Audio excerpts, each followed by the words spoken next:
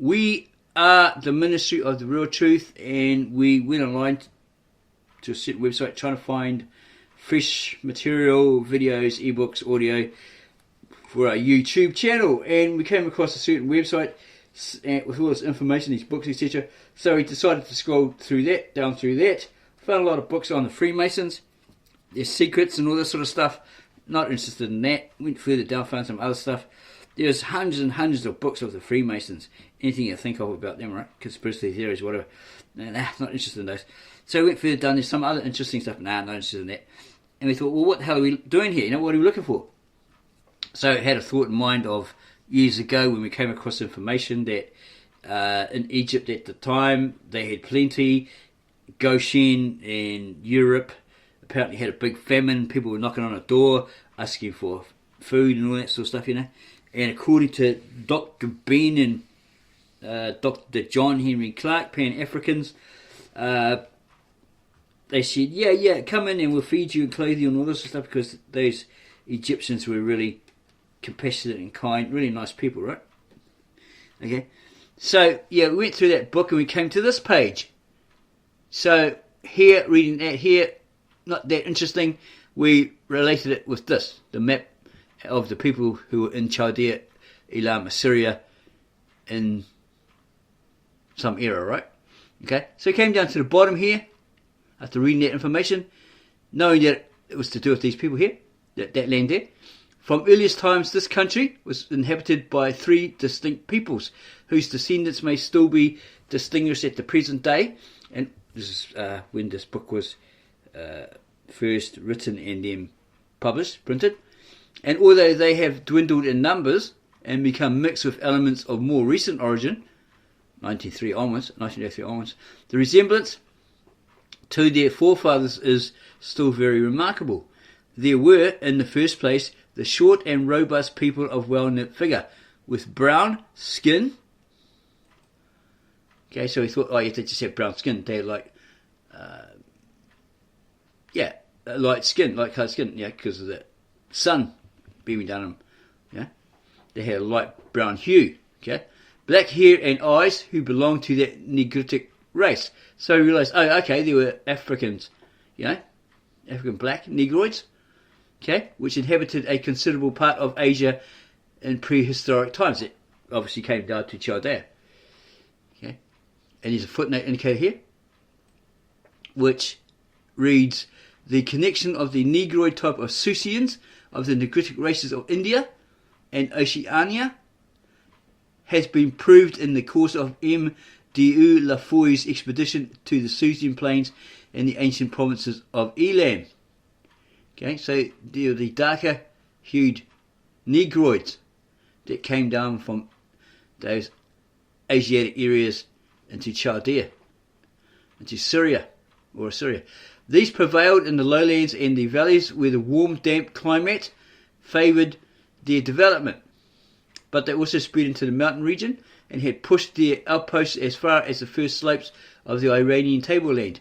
They there came into contact with a white-skinned people of medium height, who were probably allied to the nations of northern and central Asia, to the Scythians, for instance, if it is permissible to use a vague term employed by the ancients.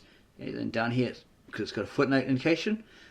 2. This last mentioned people is by some authors, for reasons which so far can hardly be considered conclusive, connected with the so-called Sumerian race, which we find settled in Chaldea. They are said to have been the first to employ horses and chariots in warfare. So these white-skinned people were responsible for that, right? And here's an ancient Susian of Negritic race, okay, drawn by this person down here from a bas-relief of Sargon II in the Louvre, Paris. Okay, so Semites of the same stock as those of Chaldea pushed forward as far as the east bank of the Tigris, and settling mainly among the marshes, led a precarious life by fishing and pillaging. Footnote indicated here. From the earliest times we meet beyond the Tigris with names like that of Durilu, a fact which proves the existence of races speaking a Semitic language or dialect in the countries under the suzerainty of the king of Elam. In the last days of the Chaldean Empire, they had assumed such importance that the Hebrews made out Elam to be one of the sons of Shem. Genesis 10:22. 2. Anzan. It goes on about this.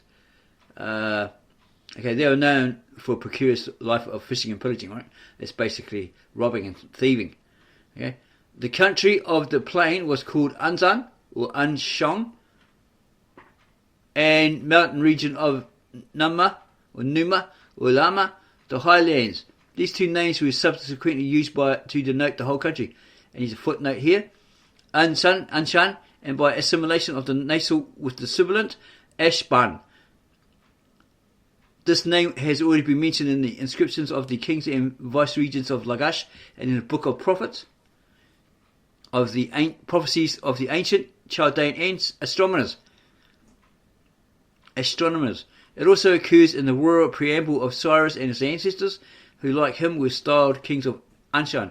It had been applied to the whole country of Elam and afterwards to Persia. Some are of opinion that it was the name of a part of Elam, that inhabited by the Turanian Medes, who spoke the second language of the Achaemenian inscriptions, the eastern half bound by the Tigris and the Persian Gulf, consisting of a flat and swampy land. These differences of opinion gave rise to a heated controversy. It is now, however, pretty generally admitted that Anshan was really the plain of Elam, or Elam, from the mountains to the sea, and one set of authorities affirms that the word Anzan may have meant plain in the language of the country, while others hesitate as to yet pronounce definitely on this point. And then this is a drawing of a photograph used by Marcel de Lafoy, and it's a native of mixed Negrite race from Susiania. Okay, so it's a mixture of those Negroids with these white-skinned people. Okay, because they met, according to this information, in that marshy area, right, where these people were dwelling or something like that, and they moved to the mountains and all this sort of stuff. So they had half-breeds. This guy's a half-breed. Okay, he's a native of mixed Negritic race from Susiana. Okay, so that's what we're guessing. They both met. And they had chariots and all this sort of stuff, and they intermarried, interloped, etc., and had these descendants who were half-breeds. Okay, and it goes on about the country, Yama, and Yama has survived in the Hebrew word Elam. Okay, footnote here. The meaning of Numa, Elama, Elamtu in the group of words used to indicate Elam had been recognized even by the earliest Assyriologists. The name originally referred to the hilly country on the north and east of Susa. To the Hebrews, Elam was one of the sons of Shem, Genesis 10:22. The Greek form of the name is Elimais, and some of the classical geographers were well enough acquainted with the meaning of the word to be able to distinguish the region to which it referred from Susiana proper. Okay, it goes on about a fortress and a palace. Here's a drawing of a photo, apparently, or just a drawing of the tumulus of Susa as it appeared towards the middle of the 19th century. Okay. Then it goes on about these people making houses of sun-dried bricks, etc. And apparently Strabo, some historian, says that particular area had a city or something like it, had a town but had no walls in the time of Alexander, but it was enclosed by walls with bastions, which are shown on a bas relief of Ashurbanipal, but it was surrounded by unfortified suburbs or towns, right? So one place was fortified, the other wasn't. The towns and the townsfolk weren't.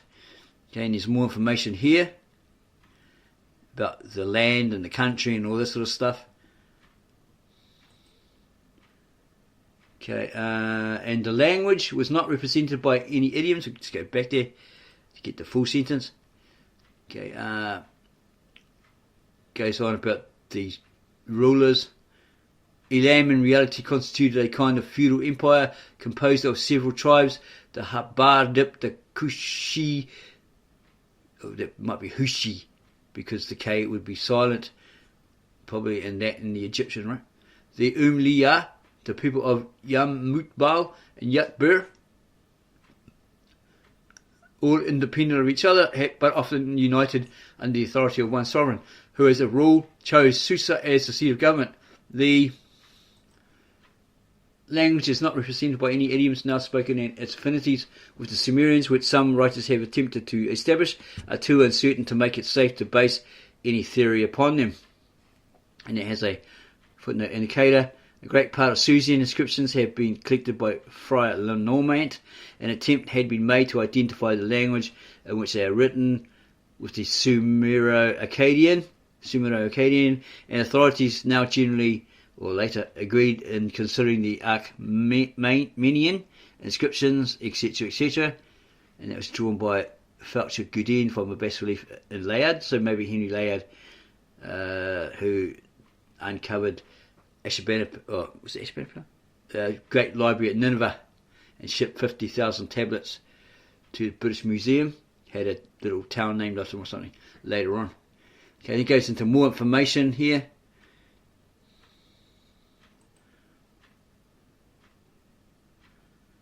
Okay, and further on it didn't really get into the Hyksos, even though it's supposed to be lead up to a book, the Hyskos in Egypt.